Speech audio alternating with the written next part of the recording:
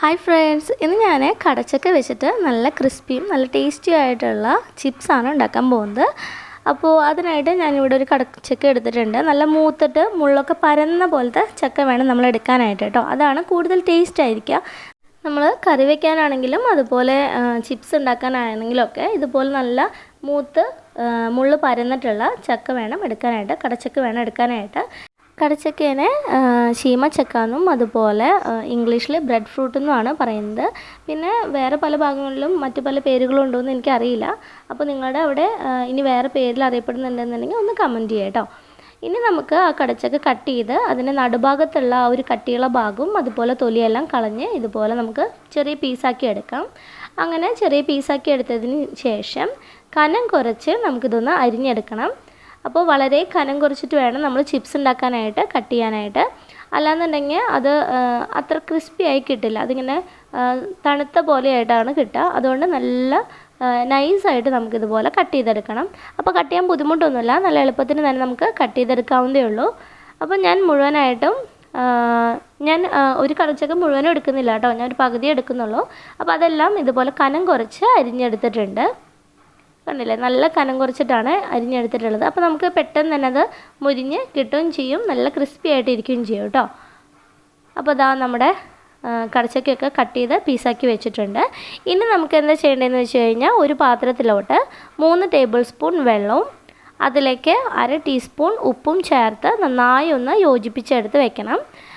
അത് നമുക്ക് ആ ചിപ്സ് ഉണ്ടാക്കുന്ന സമയത്ത് അതിലേക്ക് ഉപ്പിന് വേണ്ടിയിട്ട് ചേർത്ത് കൊടുക്കാൻ വേണ്ടിയിട്ടാണ് കേട്ടോ.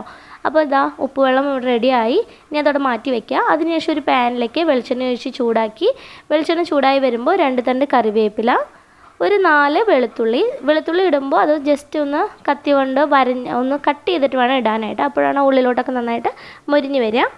അപ്പോൾ അത് ഇട്ട് കൊടുത്തു. പിന്നെ ഒരു 4 പച്ചമുളക് നടുകെ കീറിയത് കൂടി ചേർത്ത് കൊടുക്കുന്നുണ്ട്. ഇതെല്ലാം നമുക്ക് ആദ്യം തന്നെ ഒന്ന് വറുത്ത് കോരിയെടുക്കാം. നമ്മൾ മിക്സറിലോട്ടും അതുപോലെ ചിപ്സിലോട്ടൊക്കെ ഇട്ട് കൊടുക്കുന്നത് പോലെ തന്നെ ആദ്യം ഇതൊന്ന് വറുത്ത് കോരിയിട്ട് മാറ്റി വയ്ക്കാം നമുക്ക് കേട്ടോ. അപ്പോൾ അതിൻ്റെ ആ ഒരു ഫ്ലേവർ ആ വെളിച്ചെണ്ണയ്ക്ക് ഉണ്ടായിരിക്കും. അപ്പോൾ ആദ്യം തന്നെ നമുക്കിത് നല്ല ക്രിസ്പി ആയിട്ട് വറുത്തെടുക്കാം.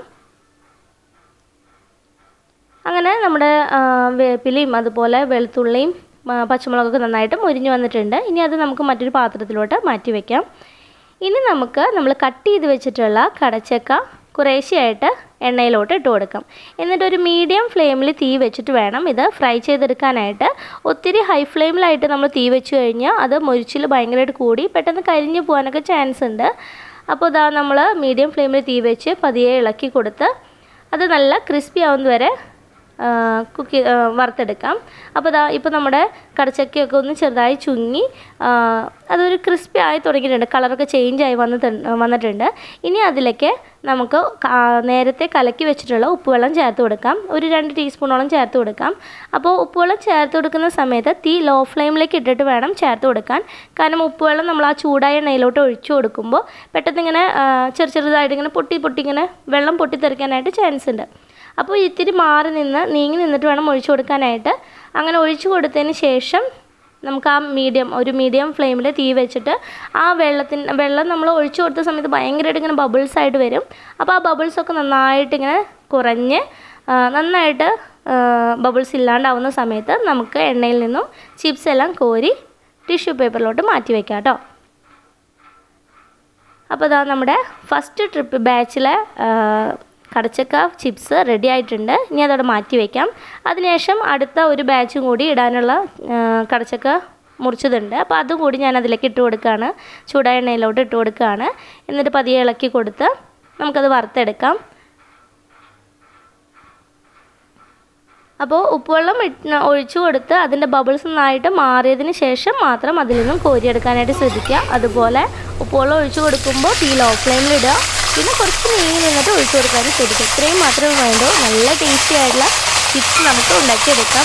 നമുക്ക് വൈകുന്നേരം ചായക്കൊന്നുമില്ല, കടിയൊന്നുമില്ല എന്നുണ്ടെന്നുണ്ടെങ്കിൽ പെട്ടെന്ന് തന്നെ ഉണ്ടാക്കിയെടുക്കാൻ പറ്റുന്ന ഒരു ചിപ്സ് റെസിപ്പിയാണ് കേട്ടോ ഇത്. നമ്മുടെ വീട്ടിൽ കടച്ചക്ക ഉണ്ട് അല്ലെങ്കിൽ മേടിച്ച് വെച്ചിട്ടുണ്ടെന്നുണ്ടെങ്കിൽ ഒരു ചെറിയൊരു പീസ് എടുത്ത് പെട്ടെന്ന് തന്നെ നമുക്ക് ഈ ഒരു ചിപ്സ് ഉണ്ടാക്കിയെടുക്കാനായിട്ട് പറ്റും. ശരിക്കും നമ്മൾ കടയിൽ നിന്നൊക്കെ വാങ്ങിക്കുന്ന ചക്കയുടെ ചിപ്സൊക്കെ ഉണ്ടല്ലോ, ജാക്ക് ഫ്രൂട്ട് ചിപ്സ്, അതിൻ്റെയൊക്കെ ആ ഒരു ടേസ്റ്റ് തന്നെയാണ് ഈ ഒരു കടച്ചക്കയുടെ ചിപ്സിന് കേട്ടോ. അപ്പോൾ എല്ലാവരും ഒന്ന് ട്രൈ ചെയ്ത് നോക്കുക. നല്ല ടേസ്റ്റിയും നല്ല ക്രിസ്പിയുമാണ് ഈ ഒരു ചിപ്സ്. കുട്ടികൾക്കായാലും മുതിർന്നവർക്കായാലും ഒക്കെ ഒത്തിരി ഇഷ്ടപ്പെടും കേട്ടോ. അപ്പോൾ എല്ലാവരും ട്രൈ ചെയ്ത് നോക്കിയിട്ട് ഫീഡ്ബാക്ക് നിങ്ങളുടെ കമൻറ്റ് ബോക്സിലൂടെ അറിയിക്കുക. പിന്നെ എൻ്റെ ചാനൽ ഇതുവരെ സബ്സ്ക്രൈബ് ചെയ്യാത്തവരാണെന്നുണ്ടെങ്കിൽ ഒന്ന് സബ്സ്ക്രൈബ് ചെയ്ത് സപ്പോർട്ട് ചെയ്യണം കേട്ടോ. Thanks for watching.